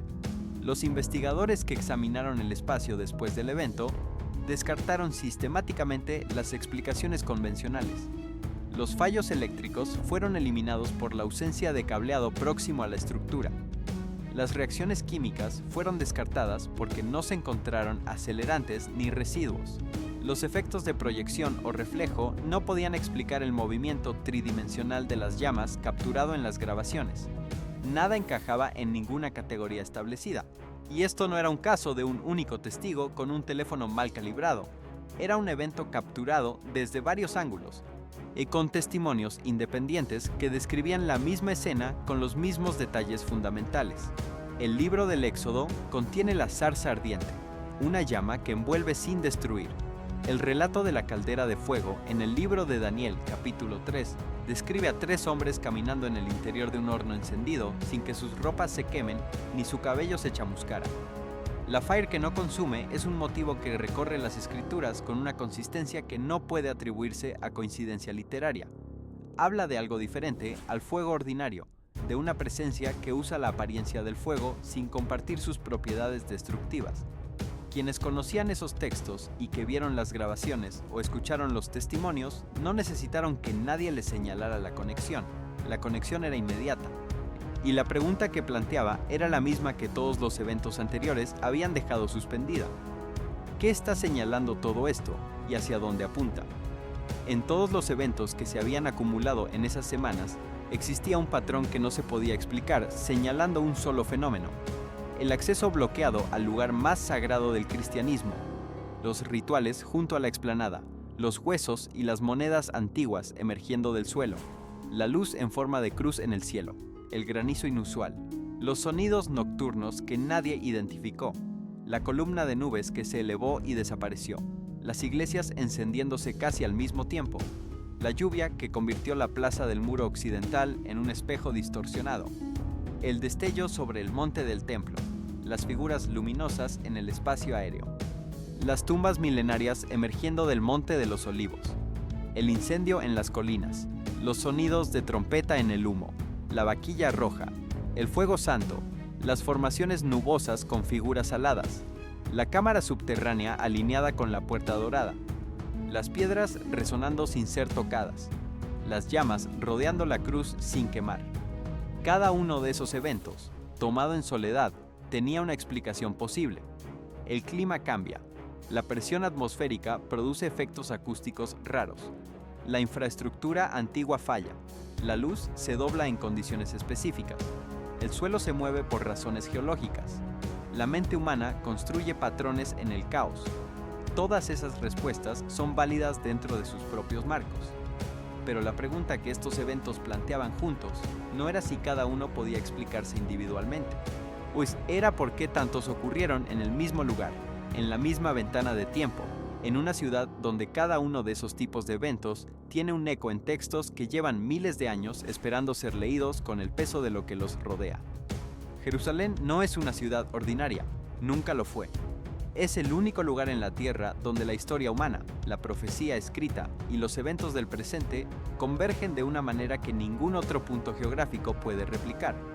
Lo que ocurrió en esas semanas puede procesarse de muchas formas. Puede archivarse como coincidencia, como ruido estadístico, como la tendencia humana a ver patrones donde no los hay, o puede sostenerse como lo que para muchos es una secuencia de señales en el lugar exacto donde las señales siempre han tenido significado. La respuesta a esa pregunta es personal, es espiritual. Es el resultado de décadas de vida, de fe, de lecturas, de experiencia acumulada. Nadie puede resolverla desde afuera. Pero lo que sí puede decirse sin controversia es que lo que está ocurriendo en Jerusalén exige atención. No la atención del pánico ni la atención del sensacionalismo. La atención de quien sabe que algunos momentos requieren ser observados con cuidado, sin apresuramiento, sin la necesidad de cerrarlos antes de que hayan terminado de desarrollarse. Porque algunos patrones solo se ven cuando se da el tiempo suficiente para que todos sus elementos estén en el cuadro. Y este patrón está todavía tomando forma. En ese mismo periodo, desde distintos puntos del área de Jerusalén, os llegaron reportes de algo que normalmente pasa desapercibido, porque ocurre debajo del nivel visual de lo que las personas acostumbran a observar: el agua. En varios canales de drenaje y corrientes superficiales, el agua había cambiado de apariencia. En algunos lugares se tornó más oscura. En otros mostró tonalidades que los residentes no reconocían como parte del comportamiento estacional normal de ese terreno. Las explicaciones iniciales apuntaron a sedimento removido por lluvias, a depósitos minerales perturbados por el movimiento del suelo, o a escorrentía que había recogido elementos de superficies recientemente alteradas. Esas explicaciones respondían a la mecánica, pero no al momento. Los cambios aparecieron rápidamente y se retiraron con igual velocidad, sin dejar daño, sin indicar toxicidad, no sin constituir una emergencia en el sentido convencional. Pero quienes los observaron no los pasaron por alto. Reconocían que el agua no debería verse así en ese momento del año, en esas condiciones. Al mismo tiempo, el calor se instaló sobre la ciudad de una manera que los residentes describieron como diferente al calor ordinario de la temporada. Las temperaturas no necesariamente rompieron récords en los registros oficiales. Lo que cambió fue la calidad del aire. Se sentía más denso, más pesado, más difícil de respirar y de moverse dentro. La humedad residual de las lluvias recientes, en lugar de refrescar el ambiente, pareció amplificar la sensación de presión. Las personas ralentizaban sus movimientos sin proponérselo. La concentración se volvía más difícil de sostener. Era el tipo de calor que no incomoda desde afuera, sino que aplasta desde adentro, que acorta el día subjetivamente, aunque el reloj diga lo contrario. En Jerusalén, donde la vida exterior es fundamental para la vida comunitaria y religiosa, ese cambio en la atmósfera tuvo un efecto directo en la forma en que la gente se movía y se relacionaba. Sobre todo eso, el cielo produjo relámpagos en sitios que normalmente no son el objetivo de las descargas eléctricas localizadas. Cerca del Domo de la Roca, durante una tormenta de lluvia, un relámpago impactó en la estructura. Los reportes posteriores confirmaron que el evento también había liberado un fragmento de azulejo en el interior de la mezquita de Al-Aqsa y que piedras cayeron en distintos puntos del monte del templo. Los relámpagos en sí mismos no son extraordinarios durante una tormenta. Lo que los observadores señalaron fue la precisión. La descarga eléctrica no se dispersó sobre un área amplia, como usualmente ocurre durante una tormenta convencional. Se concentró en un lugar específico, que, dentro de la geografía sagrada de Jerusalén, no es cualquier punto. Es el epicentro de 3 tradiciones religiosas mayoritarias. Es el lugar donde el conflicto entre fe y política nunca ha terminado de resolverse. Es el terreno donde cualquier evento físico, por pequeño que sea, adquiere una dimensión que ningún otro lugar del mundo puede producir. A lo largo de todos estos eventos, también volvió la plaga. Una nube viva descendió sobre el desierto del Negev y sobre otras regiones de Israel. Una invasión de langostas de una magnitud que no se había visto en décadas. Las condiciones que la produjeron son comprensibles desde el punto de vista entomológico. Lluvias que rompieron la sequía, calor que llegó rápido después, temperatura y humedad exactas que activaron ciclos reproductivos que habían estado dormidos. La ciencia puede describir el mecanismo, pero la imagen, vista desde arriba o desde el nivel del suelo, es irreductiblemente bíblica. Una nube oscura que borra el sol mientras avanza. Un sonido colectivo que no se parece a ningún otro sonido de la naturaleza. Una densidad de vida que transforma el aire visible en una entidad en movimiento. Las plagas de Egipto en el libro del Éxodo describen algo que para los lectores modernos suena como exageración literaria, hasta que se observa una invasión de langostas en tiempo real, y se comprende que el texto no estaba exagerando, estaba reportando. Los ríos Éufrates y Tigris también continuaban su retroceso. No era noticia nueva, pero la velocidad y la consistencia del declive seguían generando alarma entre quienes dependían de esas aguas para la agricultura, para el consumo, para la estructura básica de la vida económica en la región. Civilizaciones completas nacieron entre esas riberas. Los textos más antiguos del mundo fueron escritos en esa tierra, y ahora esa tierra estaba perdiendo el recurso que la había hecho habitable. El Apocalipsis 16:12 describe el Éufrates secándose para preparar el camino de los reyes del oriente. Quienes conocen ese versículo no podían ignorar que el río del que habla estaba efectivamente disminuyendo. No hasta la desaparición total, no en el sentido literario inmediato que el versículo describe, pero en una dirección que muchos observadores describían como inequívoca. El agua que durante milenios había estado allí estaba retrocediendo, y esa dirección tiene un peso que ningún informe meteorológico puede contener completamente. En medio de todo lo que el suelo, el cielo, el fuego, el sonido y el agua estaban produciendo, la pregunta que más personas se hacían no era técnica ni arqueológica ni meteorológica, era espiritual. Era la pregunta que surge inevitablemente cuando los eventos se acumulan más allá de la capacidad de absorberlos como coincidencia. ¿Qué hacer con todo esto? ¿Cómo posicionarse ante una secuencia que supera el marco ordinario de interpretación? Las escrituras no dejan esa pregunta sin respuesta. No la responden con un calendario de eventos futuros, ni con un mapa de las señales que vendrán. La responden con algo más directo y más profundo que cualquier predicción, con la descripción del tipo de persona que no necesita tener miedo cuando el mundo empieza a moverse de maneras que no comprende. El libro de Josué, en su primer capítulo, contiene una instrucción dada en un momento de transición máxima. Moisés había muerto. Israel estaba a punto de entrar a una tierra que no conocía, enfrentando desafíos cuya escala exacta no podía calcular. En ese contexto de máxima incertidumbre, la palabra que llegó no fue una estrategia militar ni un mapa de ruta, fue una invitación. Esfuérzate y sé valiente, no temas ni te atemorices, porque Jehová tu Dios estará contigo donde quiera que vayas. La valentía que describe ese texto no es la ausencia de miedo, es la decisión de moverse hacia adelante a pesar de él. No porque el camino sea conocido, sino porque el que camina con uno conoce el camino. Elías, en el primer libro de los Reyes, capítulo 19, es uno de los personajes más sorprendentes de las Escrituras, precisamente porque su historia incluye el colapso. Había enfrentado a los profetas de Baal en una confrontación que terminó con fuego del cielo sobre el altar, y luego, después de esa victoria, huyó al desierto y pidió morir. El agotamiento, el miedo, la soledad lo aplastaron en el momento que menos debería haber estado vulnerable. Y la respuesta de Dios no fue una reprimenda ni un argumento teológico. Fue un susurro, fue comida, fue el más básico de los cuidados, que dice: antes de seguir, descansa. Antes de hablar de lo que sigue, come. La historia de Elías no enseña que los siervos de Dios no colapsan. Enseña cómo se responde al colapso cuando viene, no con fuerza, sino con presencia. No con soluciones instantáneas, sino con el cuidado más elemental aplicado exactamente donde más se necesita. El Salmo 46 fue escrito para momentos donde la tierra misma parece fallar. Dios es nuestro refugio y fortaleza, nuestro pronto auxilio en las tribulaciones. Por tanto, no temeremos aunque la tierra sea removida y se traspasen los montes al corazón del mar.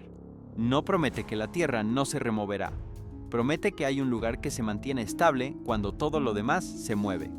La historia de José en el libro de Génesis dura décadas de traición, cárcel y olvido antes de llegar al momento donde todo toma sentido. Y cuando llega ese momento, José no lo describe como el fin de un periodo difícil. Él lo describe como la revelación de un propósito que existía desde antes de que comenzara el sufrimiento.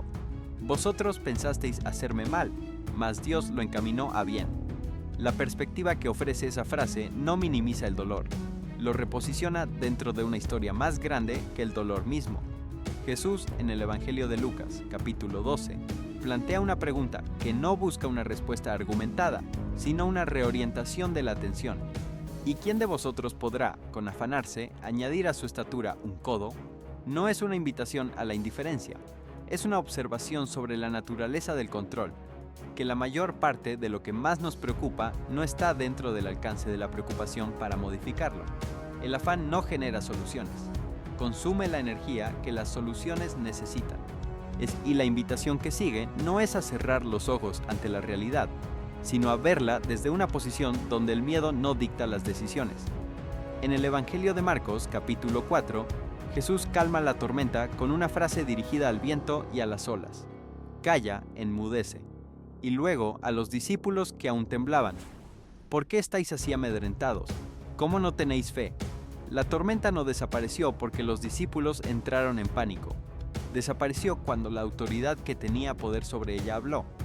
La lección no es que las tormentas no vendrán, es que la respuesta al miedo no cambia el resultado. La confianza sí. La imagen de la semilla de mostaza en Mateo 13 describe un proceso que es invisible en sus primeras etapas. La semilla cae en la tierra y durante un tiempo no hay nada que ver, ninguna evidencia de que algo esté ocurriendo.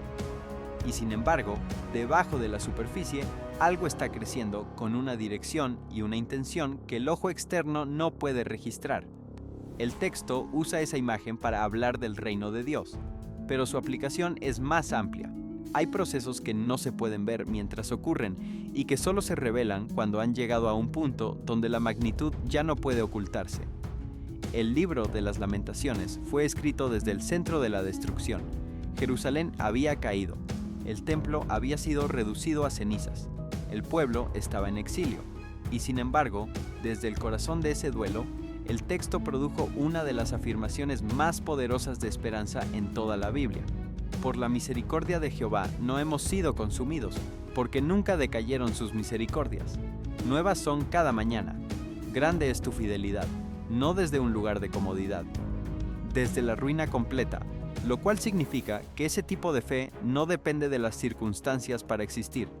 Existe porque su fuente no está en las circunstancias. David escribió los salmos desde lugares que incluían la cueva, la persecución, el error grave, la espera interminable. El Salmo 27 no fue compuesto desde el palacio real en un momento de estabilidad. Fue compuesto mientras David esperaba en la incertidumbre. Jehová es mi luz y mi salvación. ¿A quién temeré? La afirmación no es una descripción de cómo se siente, sino de en qué se apoya. La seguridad no proviene de la ausencia de amenaza, sino de la presencia de algo más grande que la amenaza. La epístola a los Romanos 8:28 ofrece una perspectiva que desafía la lógica inmediata. Y sabemos que a los que aman a Dios, todas las cosas les ayudan a bien. No dice que todas las cosas son buenas. Dice que todas las cosas, incluso las que no lo son, pueden ser usadas para producir algo bueno. Es la diferencia entre optimismo y fe. El optimismo espera que las cosas mejoren. La fe trabaja con lo que hay, confiando en que hay algo que puede hacer con ello lo que el ojo no puede ver todavía. Isaías 41:10. No es una promesa distante ni una formulación abstracta. Es una declaración de compañía activa. No temas, porque yo estoy contigo. No desmayes, porque yo soy tu Dios que te esfuerzo. La fuerza que ofrece ese versículo no proviene de una fuente interna que hay que desarrollar. Proviene de una presencia que está allí antes de que se la busque. Lo que conecta todos estos textos, desde Josué hasta Isaías, desde el Salmo 46 hasta las Lamentaciones, no es solo un tono de esperanza. Es una estructura de realidad.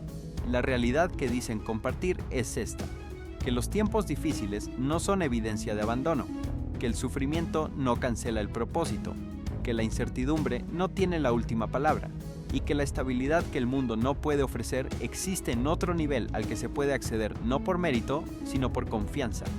Cuando todos esos textos se leen en el contexto de lo que estaba ocurriendo en Jerusalén, no se convierten en predicciones que se están cumpliendo ni en recetas que se pueden aplicar mecánicamente. Se convierten en algo más útil, en un vocabulario para lo que se está viviendo, en palabras que ya nombraron antes lo que ahora se siente sin nombre, en la evidencia de que la experiencia de vivir en tiempos que desafían la comprensión ordinaria no es nueva, no es exclusiva, y no tiene por qué ser paralizante. La fe que esos textos describen no es la fe de quien tiene todas las respuestas, es la fe de quien sigue moviéndose aunque no las tenga. Y eso, en un momento como este, cuando lo que ocurre en Jerusalén sigue sin resolverse y sin cerrarse, es exactamente la postura que tiene más sentido adoptar, porque la historia de Jerusalén no ha terminado. Los eventos que se acumularon en esas semanas no produjeron un clímax definitivo. No hubo un momento que cerrara la secuencia con una explicación que todos pudieran aceptar. Los expertos siguen analizando. Las autoridades siguen sin pronunciarse sobre algunos de los hallazgos más significativos. Las cámaras subterráneas siguen selladas. Las inscripciones siguen sin leerse. La vaquilla roja sigue siendo examinada. Y el cielo sobre Jerusalén sigue siendo el mismo cielo que ha sido durante miles de años. El fondo sobre el que se proyectan las preguntas que los seres humanos no han podido responder por sus propios medios. Lo que sí terminó es la posibilidad de ignorar lo que está ocurriendo, porque cuando los eventos se acumulan de esta manera en este lugar específico, con esta densidad de referencias a textos que llevan generaciones esperando este tipo de correspondencia entre palabra y realidad, el margen para la indiferencia se estrecha significativamente, no porque haya una obligación de concluir nada, sino porque algo en la naturaleza humana reconoce, cuando presta atención, que hay momentos que requieren ser observados, que hay secuencias que piden ser procesadas con más profundidad de la que normalmente se dedica a la información que pasa por la pantalla y desaparece, y que Jerusalén, en particular, es el tipo de lugar donde la atención que se le presta nunca regresa exactamente igual a quien la dio. Los que siguieron estos eventos lo hicieron por razones diversas, por fe, por curiosidad histórica, por interés profético, por el tipo de inquietud que produce ver algo que no encaja en las categorías disponibles. Cualesquiera que fueran las razones, lo que encontraron fue lo mismo: una ciudad que no está quieta, un conjunto de señales que no se explican fácilmente en conjunto, aunque cada una pueda explicarse en soledad, y una pregunta que persiste más allá de cada respuesta técnica que se le ofrece. ¿Qué está pasando en Jerusalén? ¿Y por qué parece que todo está cambiando al mismo tiempo? Las escrituras ofrecen una respuesta que no es una fecha ni un mapa, sino una invitación. Cuando comienzan a suceder estas cosas, erguíos y levantad vuestra cabeza, porque vuestra redención está cerca. Lucas 21:28. No levantad la cabeza con miedo, levantadla porque lo que viene no es el final de la historia, sino el principio de algo que la historia completa del mundo ha estado esperando sin saberlo del todo.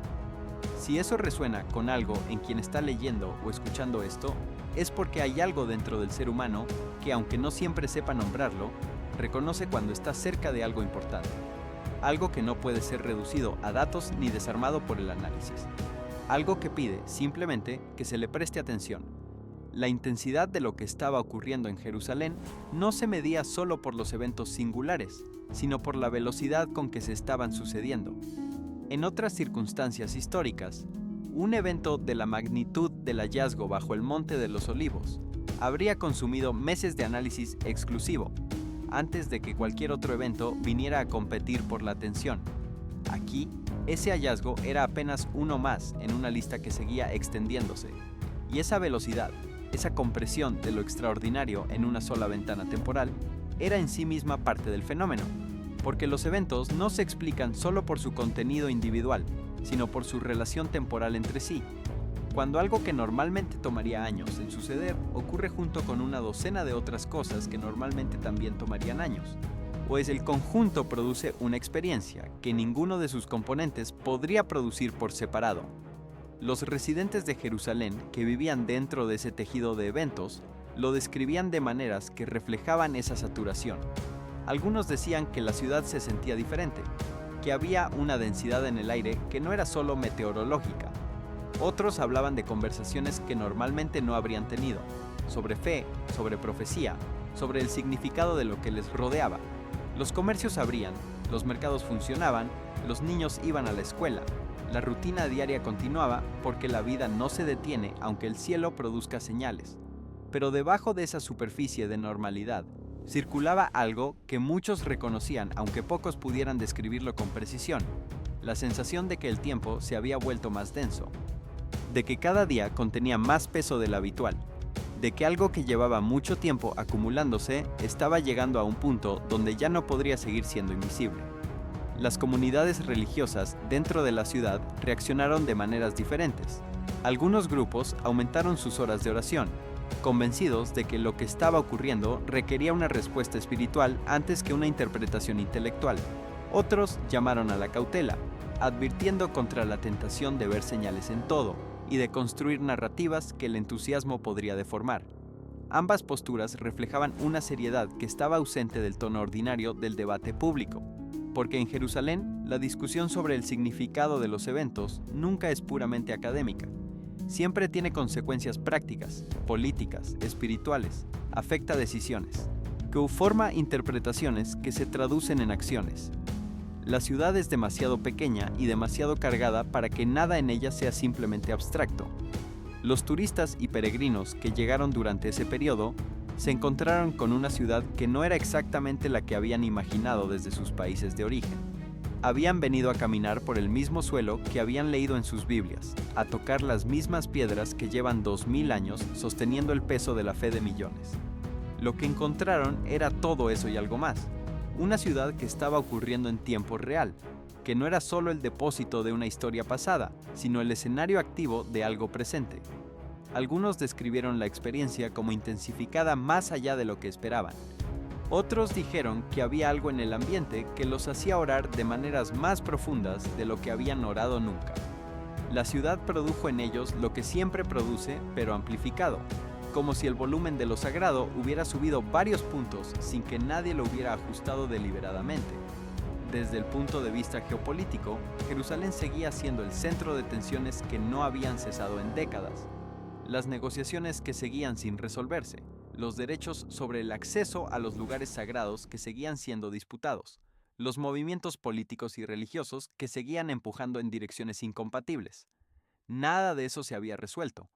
Todo eso seguía activo debajo de la superficie de los eventos físicos y espirituales que acumulaban titulares. Y esa tensión geopolítica no era separable de la tensión profética, o porque las mismas tierras que llevan siglos siendo objeto de disputas humanas son las mismas tierras que los textos sagrados de 3 religiones mayoritarias nombran como el escenario de los eventos finales de la historia. La política y la profecía comparten el mismo mapa en Jerusalén, y eso hace que todo lo que ocurre allí tenga dimensiones que ningún análisis de una sola disciplina puede capturar.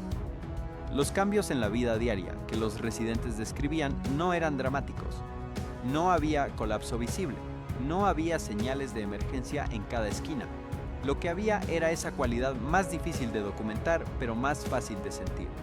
Una erosión gradual de la previsibilidad. El costo de los alimentos básicos había subido. Los suministros de ciertos productos se interrumpían con más frecuencia de lo que solía ser normal. Las rutinas que antes podían seguirse sin ajustes, ahora requerían más planificación.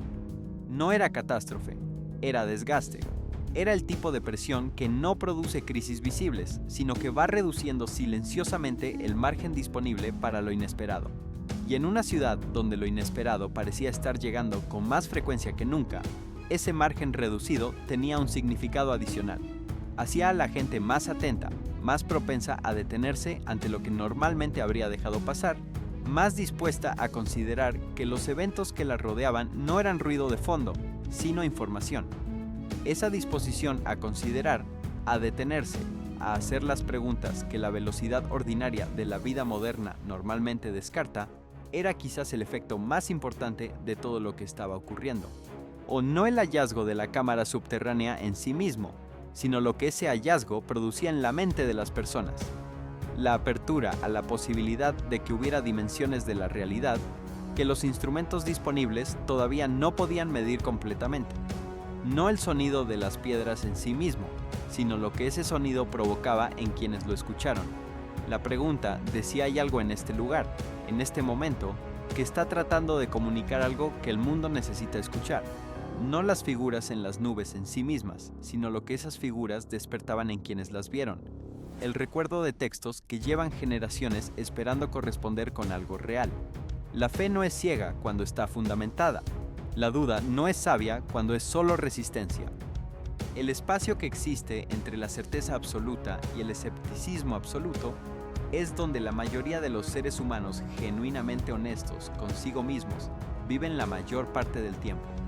Es el espacio donde las preguntas no tienen que resolverse de inmediato para ser útiles.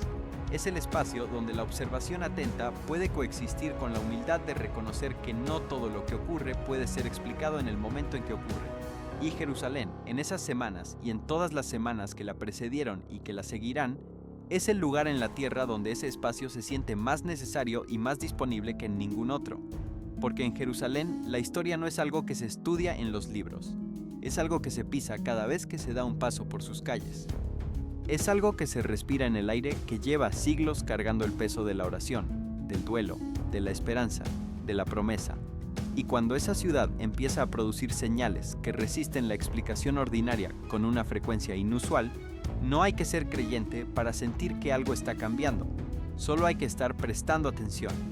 Hay una dimensión de lo que estaba ocurriendo que los reportes de noticias y los análisis de expertos raramente capturan, el efecto que produce en las personas individuales, no en las multitudes, no en los grupos, no en las comunidades como unidades abstractas, sino en los seres humanos concretos que vivían dentro de esos eventos y que los procesaban con las herramientas que tenían disponibles. Y una mujer mayor que vivía cerca del Monte de los Olivos y que había visto grietas aparecer en el suelo a pocos metros de su casa, no experimentaba ese evento como un dato arqueológico. Lo experimentaba como algo que pasaba dentro del paisaje de su vida, rodeado por las memorias de todo lo que ese lugar había significado para ella. Un joven que escuchó el sonido metálico de las piedras durante la noche y que se quedó despierto procesándolo hasta el amanecer, no lo vivía como un fenómeno acústico que esperar a que los expertos explicaran. Lo vivía como una pregunta que exigía una respuesta personal. Esa dimensión personal es irreductible. No puede ser abstraída sin perder algo esencial de lo que está ocurriendo. Porque los eventos en Jerusalén no ocurren en el vacío de un laboratorio, ni se registran en la distancia aséptica de un satélite. Ocurren en la vida de personas que aman, que temen, que esperan, que oran, que se levantan cada mañana y se preguntan qué traerá el día. Y cuando esas personas viven en el lugar más cargado de historia y profecía del mundo, lo que les ocurre tiene una dimensión que el análisis objetivo nunca puede capturar completamente. No porque el análisis sea inútil, sino porque la experiencia humana es irreductiblemente subjetiva, y Jerusalén es el lugar donde esa subjetividad lleva más capas acumuladas que en ningún otro punto de la Tierra.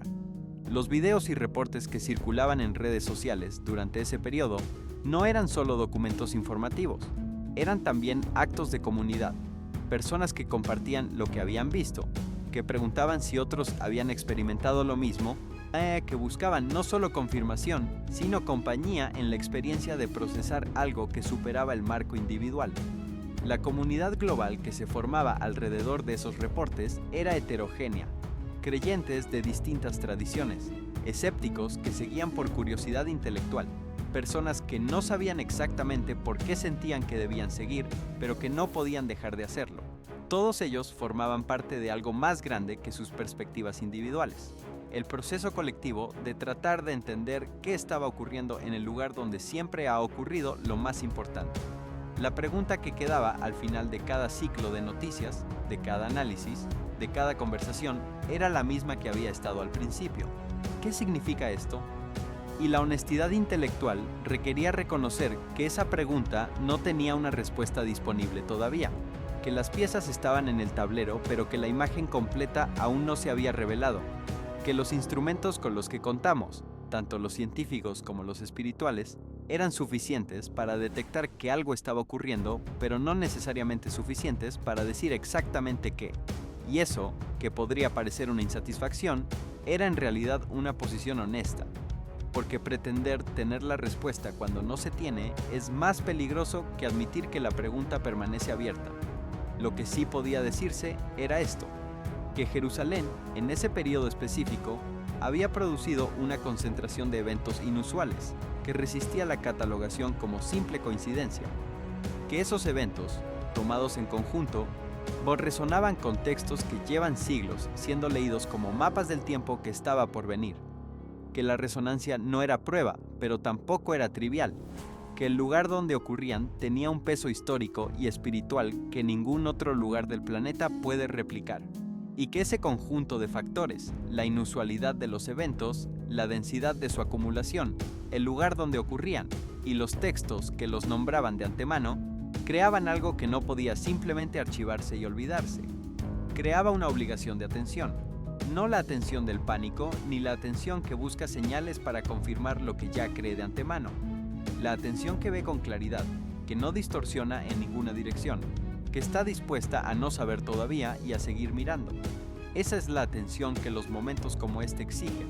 Y es también la atención que, según los textos que llevan siglos esperando este tipo de momento, es la postura correcta para quienes viven en tiempos donde el peso de lo que se avecina empieza a hacerse visible en el mundo físico antes de revelar completamente lo que es. Jerusalén no ha terminado de hablar. Los eventos que se acumularon en esas semanas fueron una secuencia, no una conclusión. El suelo que se abrió para mostrar tumbas milenarias no lo hizo para resolver todas las preguntas, sino para añadir las suyas propias. La cámara subterránea, que permanece sellada, no está esperando una explicación que ya existe en algún cajón olvidado. Está esperando el momento en que lo que contiene pueda ser entendido en el contexto de todo lo que la rodea. Las piedras que resonaron sin ser tocadas no han terminado de guardar silencio solo porque el sonido cesó. Y el fuego que rodeó la cruz sin quemarla no dejó de ser extraordinario solo porque duró unos segundos.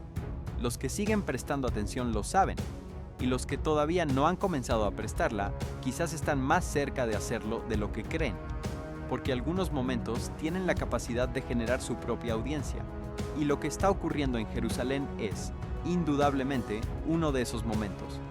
Una de las características más persistentes de Jerusalén a lo largo de la historia es su capacidad de absorber lo extraordinario y seguir funcionando. La ciudad ha sobrevivido destrucciones múltiples, ocupaciones de civilizaciones sucesivas, guerras que arrasaron su arquitectura y dejaron generaciones enteras en el exilio. Y sin embargo, siempre fue reconstruida, siempre fue habitada de nuevo. Siempre encontró la manera de continuar siendo el centro de la atención del mundo, aunque las razones para esa atención cambiaran con cada era. Hay algo en la persistencia de Jerusalén que va más allá de la estrategia geopolítica o de la importancia económica. Hay una razón más profunda por la que esa ciudad, específicamente, ha seguido siendo central en la conciencia humana durante milenios. Y esa razón tiene que ver con el hecho de que el destino de la humanidad y el destino de Jerusalén han estado entrelazados en los textos más influyentes que el mundo ha producido. La profecía de Zacarías, 12:2-3, describe a Jerusalén como una copa que hará tambalear a todos los pueblos que la rodeen, y como una piedra de carga para todas las naciones. Esa imagen no habla de una ciudad marginal, de un lugar que los demás puedan ignorar cómodamente. Habla de un lugar que, por razones que el texto atribuye a la voluntad divina, se convertirá en el punto alrededor del cual girarán los eventos finales de la historia humana. Y cuando se observa la geopolítica actual, cuando se ve cómo las decisiones que se toman en relación con Jerusalén tienen consecuencias que se sienten a miles de kilómetros de distancia, la imagen que Zacarías pintó hace 2500 años no parece una exageración poética, parece una descripción. El libro del Evangelio de Mateo, en su capítulo 24, contiene la respuesta más detallada que Jesús dio a la pregunta de sus discípulos sobre las señales de su regreso y del fin de la era. Y esa respuesta incluye señales de naturaleza muy diversa: guerras y rumores de guerras, naciones levantándose contra naciones, hambres y pestilencias y terremotos en diversos lugares, y falsos profetas que engañarán a muchos, el amor de muchos que se enfriará, el Evangelio siendo predicado en todo el mundo como testimonio a todas las naciones. No es un cuadro de un único evento catastrófico, sino de un periodo de convergencia gradual, de múltiples factores que se van alineando hasta que el patrón se vuelve imposible de ignorar.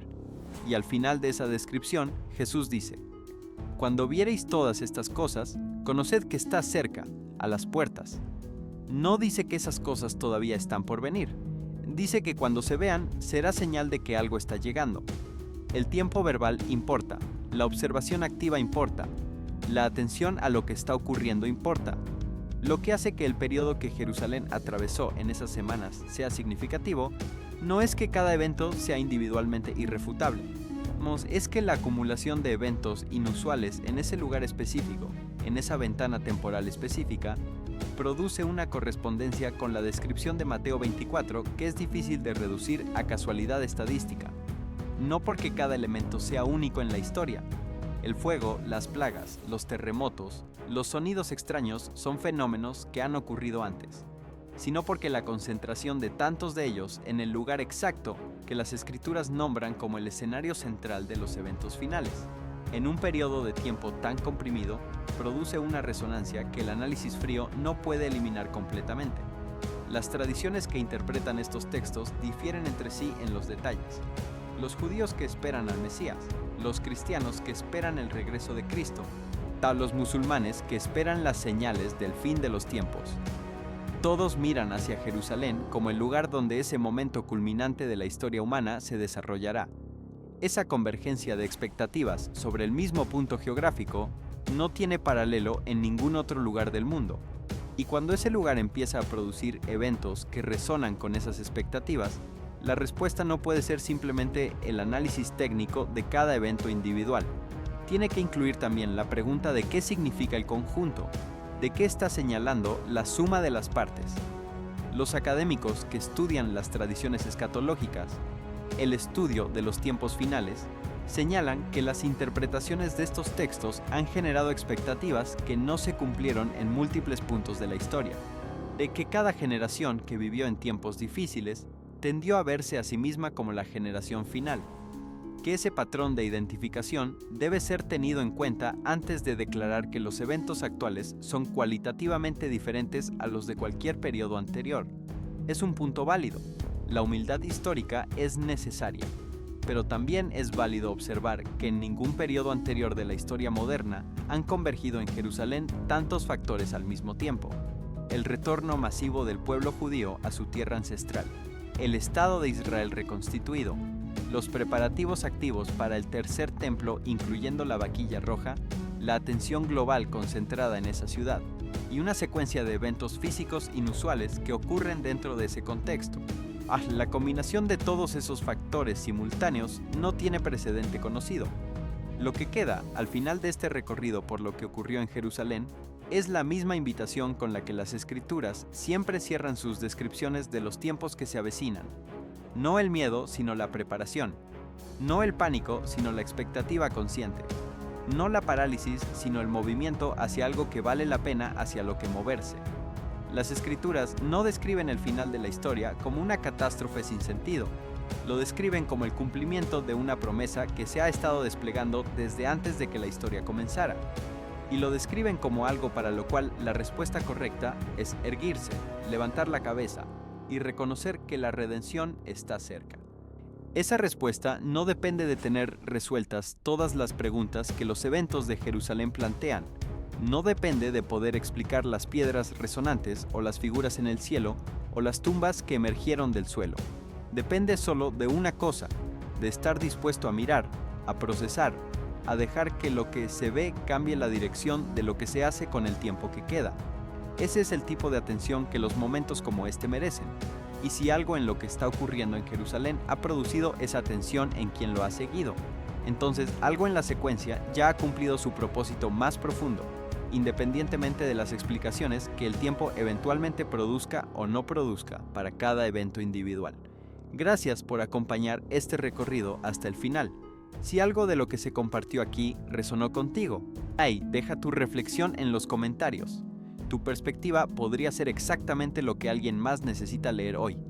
Entre todos los textos que circularon durante ese periodo, uno de los que más veces fue citado en conversaciones privadas, en foros de discusión y en videos de personas que procesaban lo que estaban viendo, fue el del libro de Apocalipsis en su capítulo 19, versículo 14. Y los ejércitos celestiales, vestidos de lino finísimo, blanco y limpio, le seguían en caballos blancos. No era citado como verificación de los eventos, sino como espejo.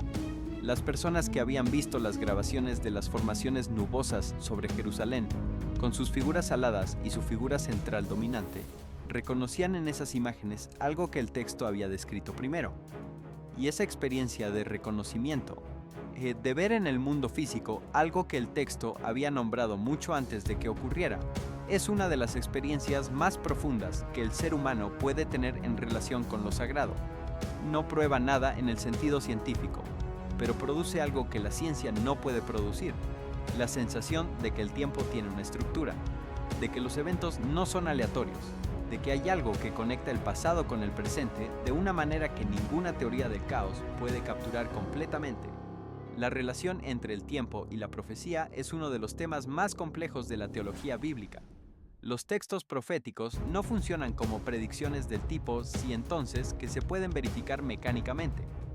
Funcionan más como descripciones de patrones que se repiten y que eventualmente culminan en un momento que los completa y los supera al mismo tiempo. La historia de la salvación que las Escrituras describen no es una línea recta de causa y efecto. Es una espiral que vuelve siempre sobre los mismos temas, los mismos lugares, los mismos tipos de eventos, hasta que llega a la iteración que ya no tiene una siguiente vuelta. Y la pregunta que cada generación ha tenido que hacerse es si la iteración que está viviendo es la que cierra la espiral. Esa pregunta nunca ha tenido una respuesta fácil, y la honestidad intelectual requiere admitir que tampoco la tiene ahora de manera definitiva. Lo que sí se puede decir con honestidad es que la iteración que está viviendo esta generación tiene características que ninguna generación anterior tuvo en su conjunto. El regreso de Israel, la reconstitución del Estado, los preparativos activos para el templo, la atención global sobre Jerusalén a una escala que solo la tecnología moderna hace posible. Y en ese contexto, la secuencia de eventos físicos inusuales que se acumularon en esas semanas. No hay una generación anterior que haya visto todos esos factores al mismo tiempo. Puede que eso signifique que esta es la generación final. Puede que signifique que es una de muchas que se acercaron pero no llegaron. Lo que no puede significar es que no vale la pena observar, preguntar y considerar seriamente lo que está ocurriendo. El tiempo que queda, sea mucho o poco, y se vive mejor desde una postura de atención consciente que desde la distracción o desde el miedo. Las Escrituras lo dicen de múltiples maneras y en múltiples contextos. Que los que tienen ojos para ver, que vean. Que los que tienen oídos para oír, que oigan. No es una invitación exclusiva para los que ya tienen toda la teología resuelta. Es una invitación abierta para cualquiera que esté dispuesto a detenerse el tiempo suficiente para considerar lo que está mirando. Jerusalén está hablando. El modo en que se escucha lo que dice depende de cada uno. La experiencia de seguir estos eventos desde lejos, desde países donde Jerusalén es solo un nombre en los titulares y una dirección en los mapas, produce algo diferente a la experiencia de vivirlos desde adentro. Pero no produce menos. Produce una distancia que en ciertos momentos clarifica en lugar de reducir. Porque quienes observan desde fuera no están inmersos en la rutina que puede anestesiar la percepción. No están acostumbrados al paisaje hasta el punto de dejar de verlo. Pueden notar lo que los que viven dentro del cuadro a veces no ven porque lo tienen demasiado cerca. Y lo que observan desde esa distancia es una acumulación de señales en un punto del planeta que ningún otro punto puede replicar, llegando con una frecuencia que ningún periodo reciente ha igualado. La conversación sobre lo que está ocurriendo en Jerusalén no es una conversación marginal ni esotérica. Es una conversación que tiene lugar en las familias, en las iglesias, en las sinagogas, en las mezquitas, en los foros académicos y en los grupos de mensajería de las personas más ordinarias del mundo. Porque lo ordinario y lo extraordinario se han encontrado en ese lugar de una manera que es difícil de ignorar, incluso para quien nunca se ha interesado en la profecía bíblica. El instinto humano de buscar significado en la convergencia de eventos inusuales es uno de los más antiguos que tenemos. No es superstición, es percepción. Y lo que esa percepción detecta en Jerusalén en este periodo es algo que merece ser tomado en serio, procesado con cuidado y mantenido en el campo de atención consciente mientras los eventos continúan desarrollándose. Porque algo en Jerusalén continúa, no ha terminado. La cámara sellada sigue sin excavarse. Las inscripciones siguen sin leerse. La vaquilla roja sigue siendo examinada. Las grietas en el Monte de los Olivos siguen siendo estudiadas. Los análisis de los sonidos de las piedras siguen sin producir una explicación que cierre el caso. Y el cielo sobre esa ciudad sigue siendo el mismo cielo que las personas han mirado durante siglos esperando que el momento llegue. El momento donde todo lo que fue prometido se cumpla. El momento donde la historia humana encuentre el destino hacia el que siempre estuvo orientada. Ese momento no ha llegado todavía, pero algo en lo que está ocurriendo dice que la distancia que queda hasta él se ha reducido de una manera que ningún instrumento ordinario puede medir con precisión. Y esa reducción, aunque no pueda ser cuantificada, se siente. Y eso, para quien tiene oídos para oír, ya es suficiente razón para seguir prestando atención. Y quizás eso es todo lo que se necesita en este momento, seguir prestando atención.